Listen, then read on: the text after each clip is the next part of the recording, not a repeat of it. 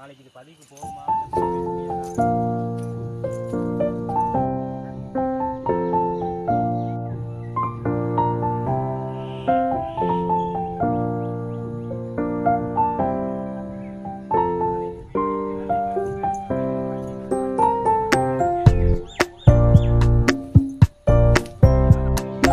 Hi, எல்லோரும் எப்படி இருக்கீங்க? நல்லா இருக்கீங்களா?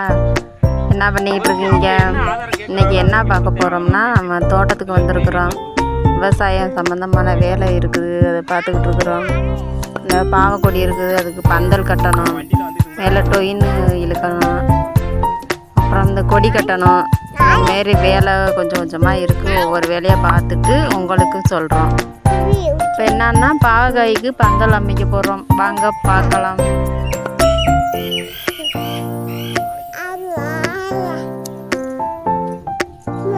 பாவக்காய் கொடி போட்டிருக்குறோம். பந்தல் அமைக்கிறதுக்கு மேலே டொயின் அடிக்கிற பாகத்தி அடித்து முடிச்சுட்டா நான் கொஞ்சோண்டு இருக்குது. அந்த அடித்து முடிச்சிட்டதும் அடுத்தது இந்த கொடியை பூரா கட்டணும்.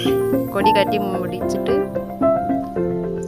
பாருங்கள், கொடி ஓடி கிடக்குது பாருங்க. எவ்வளோ கொடி ஓடி இருக்குது. வெங்காயமும் வச்சுருக்கேன் பாருங்கள். கூட பாவக்கொடியில் வெங்காயமும் கூட கூட வச்சுருக்கேன். நல்லா தெரியுதா?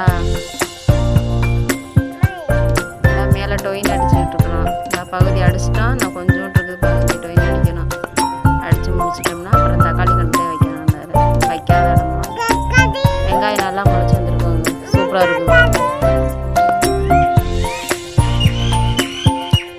அழகாக இருக்கு வருங்க. தக்காளிங்கிற வெங்காயம் நல்லா முளைச்சி அழகாக வந்துருக்குது. முத நம்ம சேனலுக்கு வந்துருக்கீங்கன்னா நம்ம சேனலுக்கு லைக் பண்ணிவிட்டு சப்ஸ்கிரைப் பண்ணி வச்சுக்கோங்க. பெல் ஐக்கான் ஆனில் பண்ணிங்கன்னா நம்ம போடுற வீடியோ ஒன்று ஒன்று வந்துக்கிட்டே இருக்கோம். இங்கிட்டு வந்து நாங்கள் புடலங்கொடி போட்டிருக்கோம் பாருங்கள். புடலை காயெல்லாம் அங்கே வச்சிருச்சு நல்லா.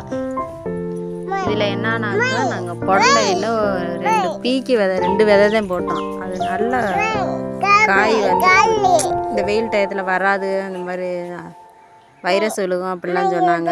சரி 2 போட்டு பார்ப்போம், வந்தால் குழம்புக்கு வச்சுக்கிறோம் அப்படின்னு வச்சோம். அது இந்த பாருங்கள் நல்லா வந்துருச்சு. சூப்பராக வந்துருக்கு காய். பொரியலுக்கு நல்லா இருக்குது காய். இதெல்லாம் நல்லா சாப்பிட்லாம். நல்லா வந்துருக்குது. இதில் புடலங்கொடியில் என்ன ஒரு பிரச்சனைனா, இந்த குலவி கொட்டிக்கிட்டே இருக்குது. பீக்கிலையும் குலவி கொட்டி எப்படி இருக்குன்னு காய். அந்த குலவி கொட்டின இடம் பூரா அப்படியே மஞ்சளாக அப்படியே என்னோடு இருக்குது. காயை பார்க்கவே நல்லா இருக்கும். இந்த மாதிரிலாம் குலவி கொட்டியிருந்தால் விவசாயிகளாம் என்ன பண்ண முடியும்? என்னதே மருந்து அடித்தாலும் என்ன ஆனாலும் அந்த குலவி கொட்டுறது போவே மாட்டேங்குது. எங்கனையாவது ஒரு இடத்துல கூடு கட்டிட்டது வந்து கொட்டி வச்சுட்டு போயிடுது. அந்த காய் எப்படி இருக்குன்னு வருங்க. இதே மாதிரி தான் புடலங்கொடியிலேயே நிறையா காய் போச்சு வேஸ்ட்டானுங்க. 2 கிலோ 3 கிலோ காய்க்கு இதாக்கனா கழிச்சு வேஸ்ட்டாக தான் போட்டு போயிட்டோம். அந்த தக்காளி கண்டு தான் நான் பிடிங்கி கொண்டு நாங்கள் நடணும்.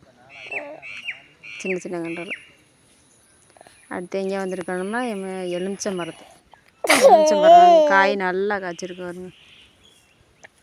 பிஞ்சும் பிடிச்சிருக்கு, காயும் காய்ச்சிருக்கு. செம்மையாக இருக்குது பார்க்க.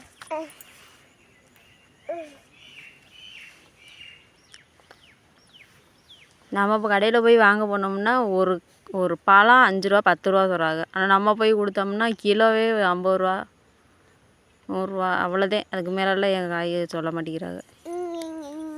போயிட்டு வாங்க 5 கிலோ 6 கிலோ அன்றைக்கிலோ 50 ரூபான்னு சொல்லி போட்டு வந்தோம். இப்படின்னு விவசாயிகள் எவ்வளோ கஷ்டப்பட்டு கொண்டு போட்டாலும் எல்லாமே 10 ரூபா 5 ரூபாய்க்குமா போனால் என்னடு முன்னேறுறது.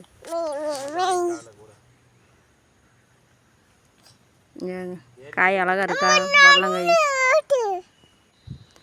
நிறைய பேர் விவசாயத்தை பற்றி போடுங்கன்னு சொன்னீங்க. இந்த பாருங்கள், விவசாய தோட்டத்தில் தான் இருக்கிறோம். புடலங்காய் தோட்டத்தில் எவ்வளோ தான் கஷ்டப்பட்டு விவசாயத்தை எடுத்து போட்டாலும் அது நட்டத்தில் தான் வருது. விவசாயிகள் லாபமாகிறதுக்கே வேலை இல்லை. என்ன பண்ணுறது? உங்களுக்காண்டி நான் அந்த வீடியோ எடுத்து போட்டிருக்கேன். பிடிச்சா லைக் பண்ணுங்கள், ஷேர் பண்ணுங்கள், சப்ஸ்கிரைப் பண்ணிக்கோங்க.